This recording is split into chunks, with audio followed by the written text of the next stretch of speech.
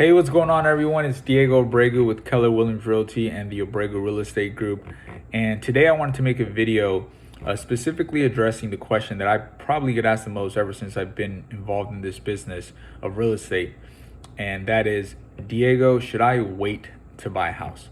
Now, generally speaking, the correct answer would be it depends, because it does depend on everyone's personal financial situation. But hypothetically speaking, if you have a good FICO score, a good credit score, a stable income, and enough savings to cover your down payment and closing costs, and still have enough of an emergency fund saved so you feel comfortable and you can continue to save and make good financial decisions, then yes, you should definitely buy a home, right? And if this is you qualify to buy a home and you're financially able and responsible enough to own real estate, then you need to be asking yourself, if you're a person who's asking yourself, should I wait to buy a house, is how long are you willing to wait? Like, seriously, are you going to wait 2 years, 3 years, 5 years? It's a question you should be asking yourself if you're just on the fence and you don't own any property and you're just waiting for prices to come down, right? Well, ask yourself, how much do I need prices to come down in order for me to buy? Or how long am I willing to wait for those prices to come down, and how much do they actually need to come down so I feel comfortable enough? And will interest rates have a effect on when I make this purchase, right? Because the issue I see is that a lot of people will ask this question that say, should I wait to buy houses, because they're trying to time the real estate market. And something you need to understand is that it truly is impossible to time a real estate market.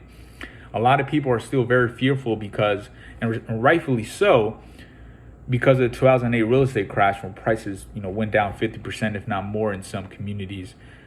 And that scarred some of us, scarred some of our parents and our families, and we just feel that crash is just inevitable and it's going to happen again very soon.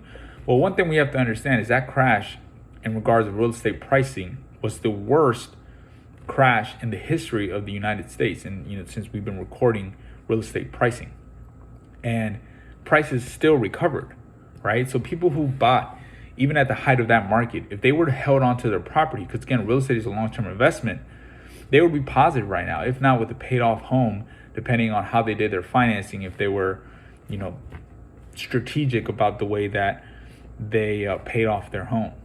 All right, so that is just something to think about, right? Because all the economic indicators right now are not pointing in the direction that prices are going to come down. And if they are, if you do have one or two, so-called experts saying that prices will come down, no one's predicting more than 5 or 10%. And that's a large correction. Right now, the majority of experts, including myself, are expecting for prices to continue to appreciate just at a much slower pace, if not stay stagnant for a year or two. And that isn't necessarily a bad thing, right? Especially with interest rates continuing to rise, because homes are becoming more expensive. So if you can get in now, lock in your interest rate. If rates were to come down in the future, you can always refinance and lower your monthly payment, and still have your own property and have built-in equity. So it's just something that a lot of, you could say, hesitant potential first-time home buyers aren't really thinking. They might be listening to their mom or dad, or just an outside influence who's telling them, hey, don't buy now. Rates are higher than when I bought. Prices are higher than when I bought. Wait for them to come down. Well, they're not studying the real estate market every single day. Most of them aren't studying the economy every single day. So you really want to filter some of that advice that you're getting and really ask yourself more specific questions. Like, okay, well, he's telling me to wait. Well, ask them, how long should I wait? How much are prices going to come down? Why are they going to come down? There are no signs of prices coming down, especially in the Northern Virginia real estate market, where there is so much demand. But really nationwide, there is a ton of demand. We have the largest generation ever in millennials coming to the age where they're going to buy a home in the next 1 to 3 years.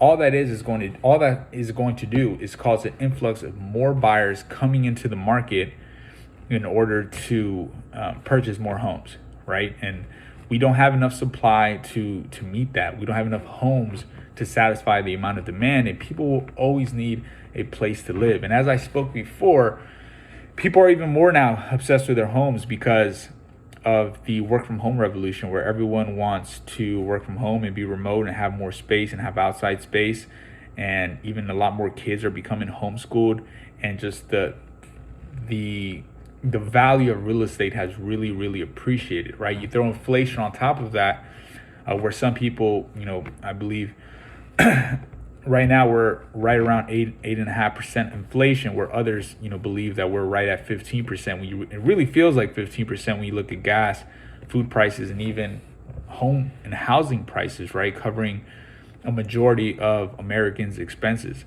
So all of these signs are really not slowing down the real estate market. And just the way that the dollar has lost value over time, it is really hard to see a hard asset where that is so needed and expected to be needed with the large generation of millennials getting to the age of buying homes. It's hard just to see that mix, right? That equation just equate to lower prices. I just don't see how that happens.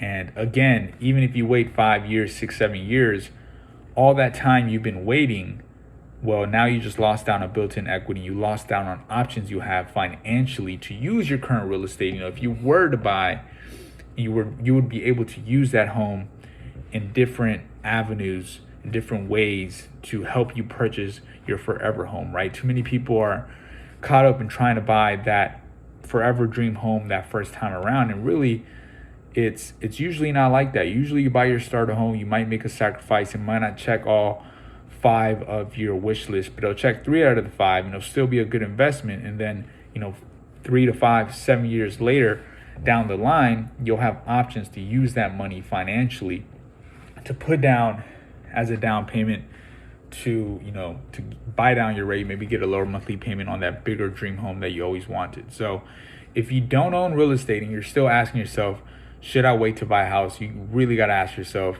what are you waiting for? How long are you willing to wait before you own real estate?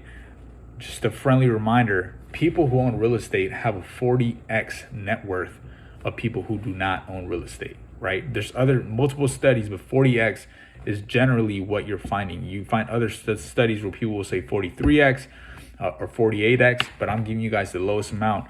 People who own homes have a higher net worth and have more financial stability for themselves and for their family than people who just rent and do not own real estate, right? So just something to really think about the more you're on the fence and pondering the idea of trying to buy a property. If you don't own any property, if you're capable of owning property, remember that the rate on rent is 100%, and you have a 0% return on that. You can live in a rental house for 20 years. It could feel like home. It could feel like it's yours. But guess what? If the seller decides to sell it, there's nothing you can do about it, and there's nothing you get. There's not like a $5,000 check that says, hey, thank you for renting and paying off my mortgage. You don't get anything. You just, you get a 30-day or 60-day notice, and you gotta go find another place to rent, another place to live, right? So buy now. 5 years, 10 years from now, which will fly like this, you will not regret it. All right. So if you own one property, it's a great time to check how much equity you have, or if you can use some of that equity to buy another property, or maybe you're just financially in a position where you can just purchase another property. You can turn your first property into an investment property, whether it's a long-term rental, short-term rental, or just sell it or refinance. So that's my little real estate rant for you guys today. Don't wait to buy a house if you've been on the fence and you're financially able. If you have any questions regarding the market, I'm happy to talk. Shoot me a message and we'll help you. My name is Diego Abregu with the Abregu Real Estate Group and Keller Williams Realty. I'm licensed in Virginia and Maryland. But if you're looking to move anywhere in the world, make sure to reach out to me. I can definitely connect you with somebody that you trust. And yeah, that's about it. Give me a like, subscribe to my YouTube channel. It really helps me out and I appreciate it. And yeah, till next time.